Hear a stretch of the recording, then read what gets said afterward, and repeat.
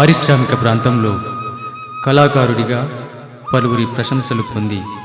ప్రభుత్వం నిర్వహించిన అక్షర ఉజ్వల, కుటుంబ నియంత్రణ వంటి పలు కార్యక్రమాల్లో నీ వంతు కళాసేవలు అందించి షహబాస్ అనిపించుకున్న అన్నా శివరామన్న స్వరవీణ కల్చరల్ ఆర్ట్స్ వ్యవస్థాపకుడవై మన పట్టణ మరియు పరిసర ప్రాంతాల పలువురు విద్యార్థులు కాలికి గజ్జె కట్టి వేదికలపై కళా ప్రదర్శనలు ఇవ్వడానికి కారకుడవైన నీవు కళాకారుడిగా పుట్టడం ఓ వరమని, కళాకారుడిగా జీవించడం ఓ అదృష్టమని భావించిన నీ ఆశయానికి ఓర్వలేని ఆ విధి మా నుండి నిన్ను దూరం చేసిన